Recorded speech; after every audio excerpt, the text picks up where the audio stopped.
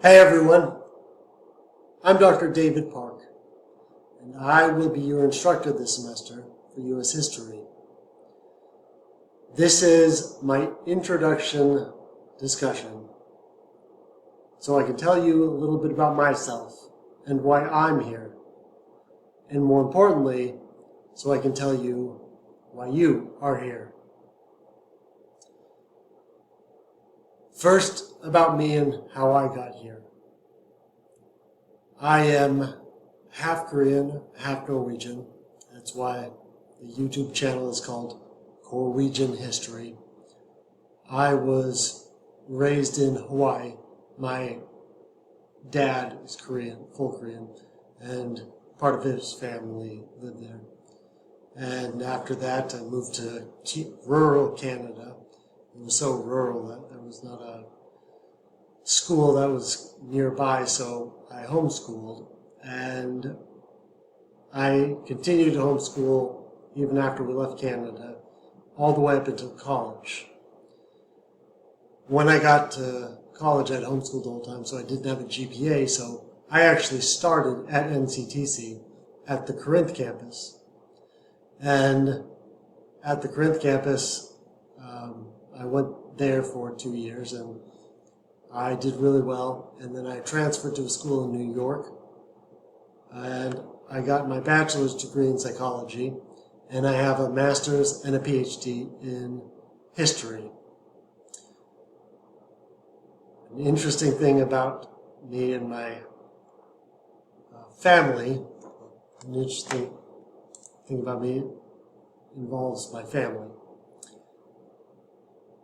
I have 3 siblings and also a dad, but 4 people in my family, everyone in this picture, all went to NCTC. I told you how I got there. My mom, she is Norwegian. That's why she's very Caucasian, and all of her kids look very Asian.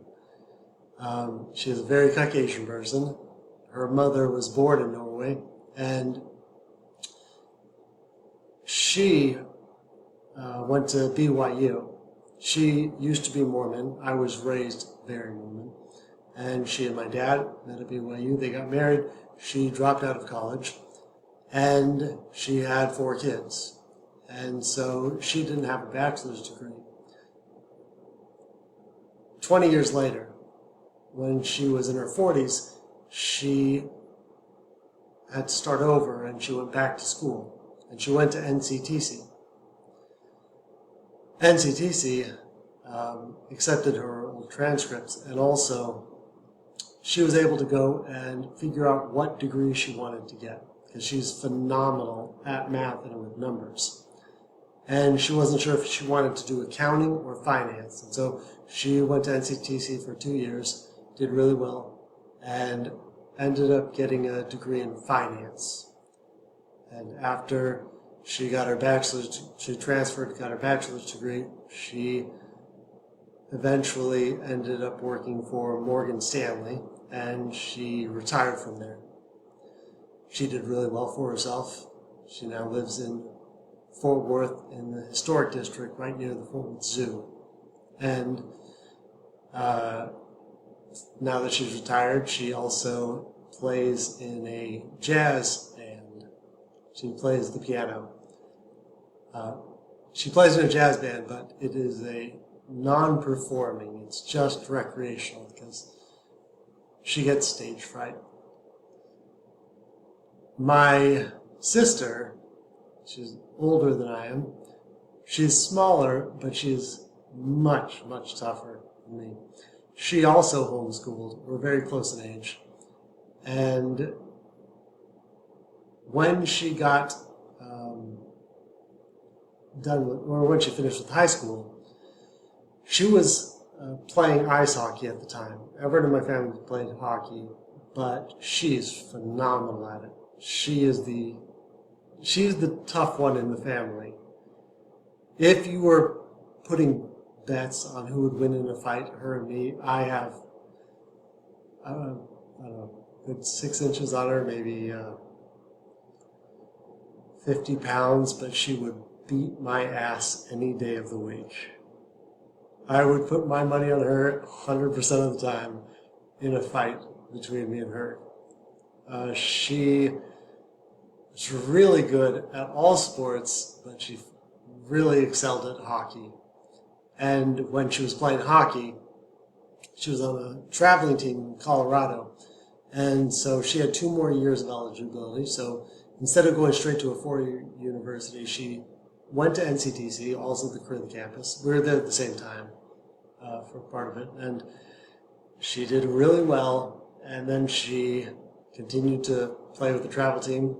She was accepted to a school in New York called RIT, Rochester Institute of Technology. She got a great scholarship.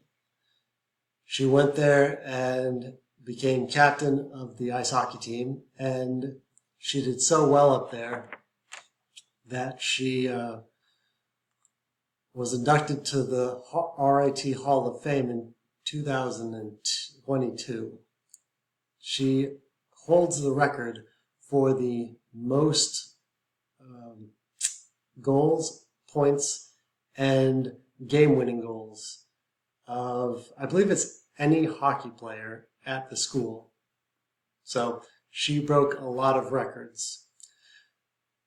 Another reason she went to NCTC, besides just the sports, because she tried a bunch of other colleges, but she is dyslexic. Everyone in my family is either, we're all ADHD and either dyslexic or autistic, and she is very dyslexic.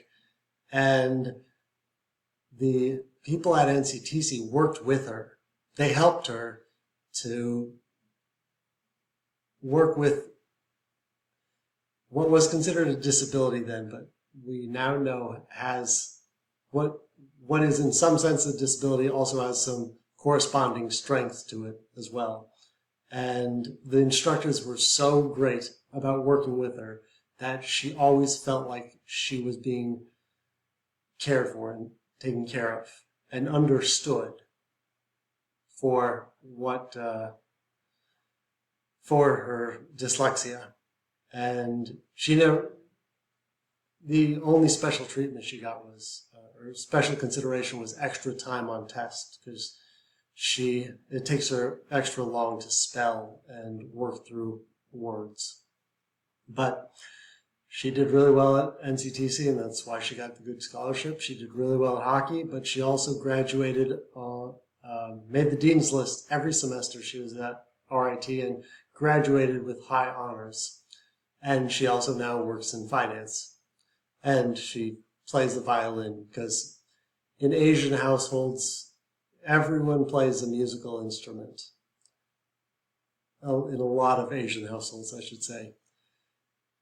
There's a very high correlation between playing a musical instrument and doing well on math, doing better in speech and in writing, and even delayed gratification is associated with it. That's one of the reasons 70% of Nobel laureates, or more than 70%, play a musical instrument. There's just a high correlation in playing a musical instrument and academic success. So she also started at UNT, or at NCTC, and so did my younger brother. My younger brother, his name's Emerson, he's 8 years younger than I am. And he is the most musically talented of the entire family. Everyone in the family plays a musical instrument. My oldest brother plays saxophone. He didn't go to NCTC. But my younger brother, Emerson, he plays about 8 instruments, and he plays them phenomenally well. I mean, not just plays them well, he understands music theory. He can, hear a note and tell you what chord it is on an instrument. He can pick up an instrument really quickly, and it just comes very naturally to him. He did not homeschool, and so he went to public school, which for people that are on the spectrum or neurodivergent can be incredibly difficult because it's so overstimulating, having all the people around and all these different classes, all these different subjects, so much happening. So he didn't do very well in public school. So he ended up dropping out, and he lived a very colorful life for a few years, we'll say. Played a lot of music. And then after some years of just kind of messing around, figuring out what he wanted to do, he decided he was ready to go back and take school seriously. So he started at NCTC also, and he also did well there. He ended up going to UNT and getting a bachelor's degree in biochemistry, and he was going to go on to be a doctor. He went to UT Medical School, was accepted, and he was doing really well in that direction and on that path. And then he worked for a hospital chain, and he found out that that hospital chain were doing illegal activity in terms of their finances. So he contacted the FBI, and he became a whistleblower. For 2 years, we would call him and say, "Hey, Emerson, what are you doing?" And he would be in Washington, D.C., or he'd be flying to D.C. or something, and he'd say, "I can't talk about it." So for 2 years, he couldn't talk about what was happening. The whole thing lasted about 6 years. And in doing that, he realized he didn't like the medical field. It was a little bit too shady for him. So instead, he took that skill he had in the medical field, and he did what he was very interested in, which was law. And he ended up dropped out of medical school, and went to SMU and got a law degree. So I tell you all this because wherever you're starting now,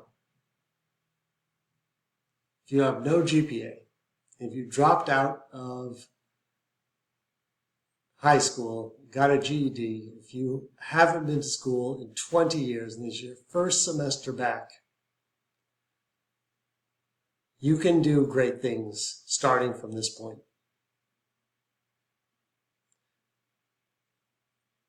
Nothing you did in the past will matter. What matters is what you do now. Starting now, you can get a high GPA. And if you get a high GPA, if you get a high enough GPA, you can transfer to any public school in Texas. I think it's 3.8, and you could go to any school in Texas. But if you get that high of a GPA, you can transfer to schools outside of Texas. And your doors will be wide open for you if you work really hard and do really well. And I want everyone to do really well. My goal is to make sure you do well. And so I will do everything in my power except give you free grades. You do have to earn it. So otherwise I wouldn't be doing you any favor for wherever you go in the future.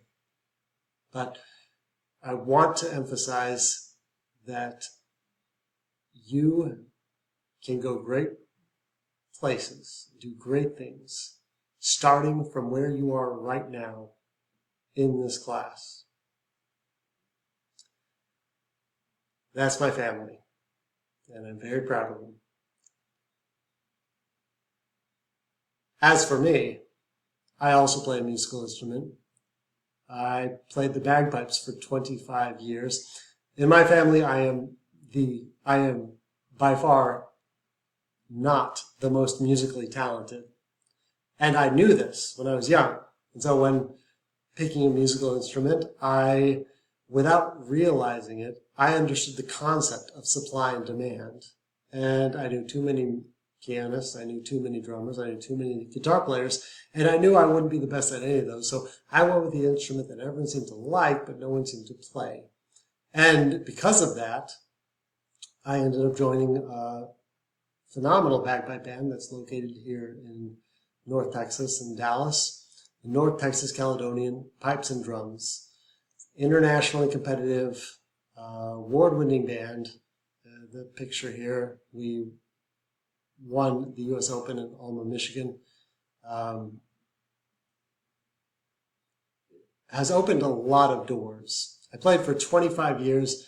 I've performed at American Airlines Center, Cowboy Stadium, Bass Hall, and it's not because I'm musically the most talented, because I'm by far not the most musically talented, but it's because I picked the instrument that was most unique and has a high demand, but no one seems to play them.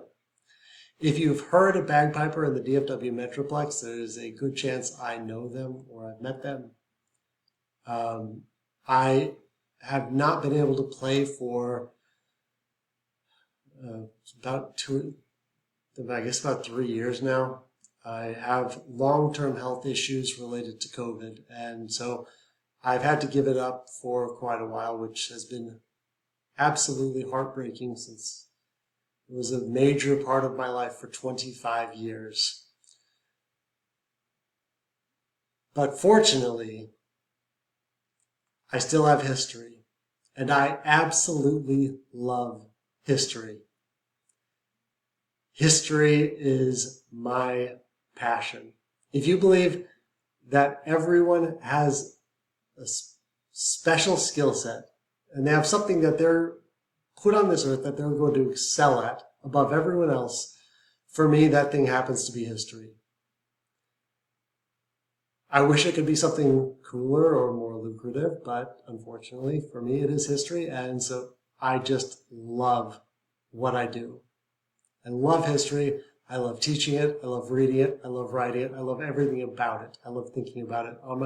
I do it for work and I do it for pleasure.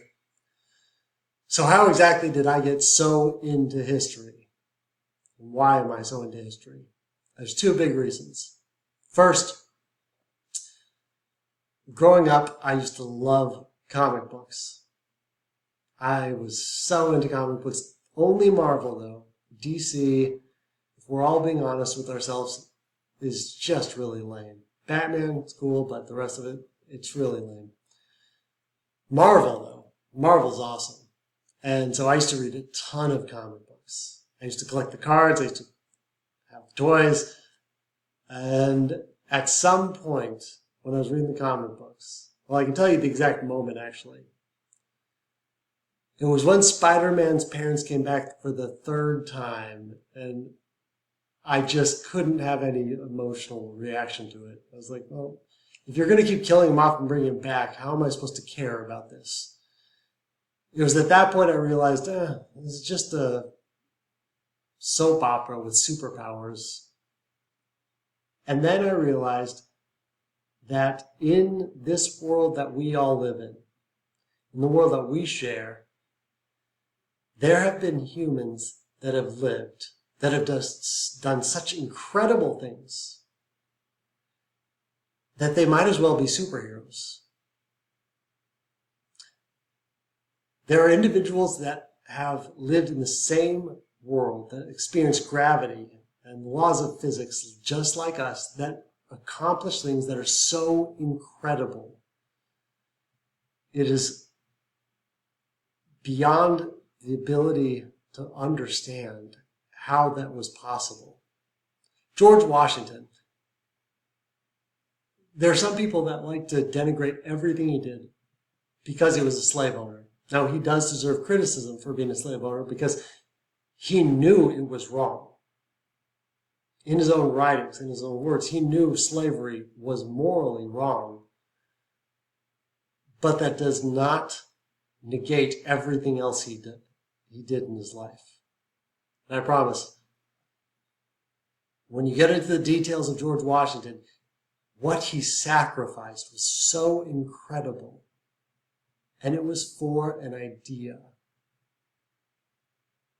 of a nation founded on principles and values.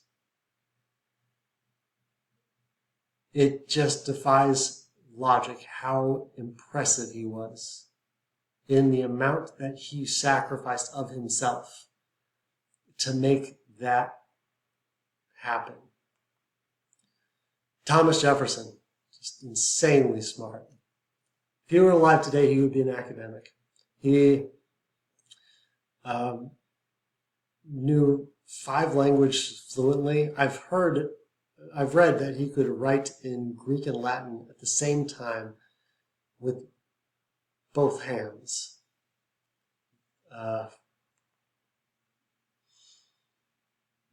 Paul Revere is just insanely overrated. Just ridiculously overrated. But the picture is so good. This picture is so well done. The British are coming. He never said the British are coming. The colonists considered themselves British at the time. They said the redcoats are coming. But the picture is just phenomenal. Benjamin Franklin, one of my favorites to talk about. There are very few founding fathers that were born very poor. Well, he wasn't very poor, but he definitely wasn't rich like many of the other founding fathers. Franklin, he really worked his way up. He's called the first American because he embodies the American dream of work hard, be thrifty, be honest, and you can build your way up and accomplish great things. And if he is the first American, which I think is fair to say, I'm damn proud to have him as the first American. In that picture, he is stealing Zeus's thunder with Wolverine's claws. Andrew Jackson. There is a lot to dislike about him, but if aliens invaded Earth, you would definitely want him on your side. Say what you will about him, but that guy was tough. He lived a good portion of his life with 2 bullets in him. For most of his life, he had 1 bullet in him that was lodged so close to his heart they couldn't get it out. That is insane. I stubbed my toe and classes canceled for like 2 weeks. And he lived with 1 bullet in him for most of his life and another bullet in his arm for about 17 years. It just defies my ability to understand how he could function like that. And my absolute favorite, Abraham Lincoln.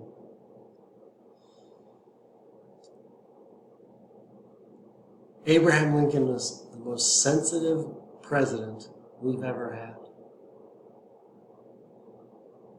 He was so unique in so many ways. He had Marfan's disease, which is why he was so tall and so gangly and so unattractive, and he was very ugly. That's why he grew the beard. But insanely strong.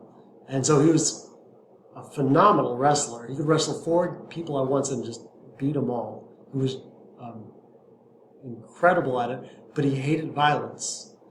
He was so out of his time, he actually believed animals had feelings, which obviously now we know they do, but back then it was just unheard of. When he was like 9 years old, he walked in across a bunch of older boys. They had a turtle flipped on his back, and they were burning its stomach with a match. And he said, "Hey, I guess you should stop that. I think you're hurting him." And then they beat him up for telling him to stop. He was born dirt poor. And one thing that set him apart is how much he loved to read. He read everything he possibly could. His dad used to beat him for reading, called him lazy. He hated all violence, did not like to see anyone hurt.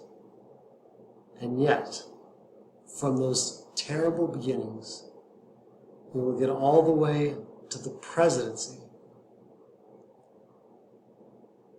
And then he will be responsible, well, I should say he will oversee the death of more Americans than any other human being. He didn't just give his life for the United States. He gave his soul. When you see pictures of him, before and after he left the White House, you can just see the sadness. Because every one of those deaths, it stayed with him. They all haunted him, and it was just... He was such a tragic figure, and the reason he did it was because of what the United States meant and what it represented. And, most importantly, its potential. Had the South won the Civil War, the United States would have been destroyed. It doesn't matter their motives. It doesn't matter whether they believed it was right or not. It doesn't matter whether states' right. None of that matters. What matters is if they had won, the United States would have been destroyed. There is a huge disconnect when people are very pro-Confederate and they're super patriotic pro-American, because the Civil War was going to destroy the country. Before you get on me as being not understanding, on my mom's side, I am related to Confederate. I don't actually have any Yankee on my side that I know of. Well, far back enough to, but that fought for the Union. But I definitely have ancestors that fought for the Confederacy. So I'm not speaking as a part Southerner. They were going to destroy the United States, and Lincoln understood that it had to be held together because of the potential the United States had in making the world a better place, and also for giving opportunities to people like him, to people that started with absolutely nothing, and through sheer will, hard work, effort, could build themselves all the way up to the presidency. That's what he gave his life, his soul, and his happiness for. If that's not a superhero, I don't know what is. That is a huge reason I got into history. The people we'll be talking about, the people we'll be studying, have done phenomenal things, and the great thing about looking at them is that means we can do it too. We live in a world where we have less things restricting us than they did. We have more opportunities. We have more paths. And so their stories, their experiences should inspire us to do great things, because we can do great things. And they're the example of that. That is the big reason why I study history. Second big reason is because I am diagnosed as high-functioning autistic and ADHD. And there are a lot of implications about this, but I love acquiring knowledge. It's called being an amalgamator. An amalgamator is someone that amalgamates information from all different sources and pulls them all together and finds connection between them. And it's what I do very well at. And history is one of the very few fields, well, of all the fields, it is one that, in order to be good at it, you have to understand everything. If you want to be good at history, if you want to understand history, you obviously have to understand biographies. You have to understand people. You have to understand the past. You have to understand the present. You have to understand politics. You have to understand economics. You have to understand foreign policy, geopolitics, culture, movies, fashion, art, psychology, sociology, biology, health, law, everything.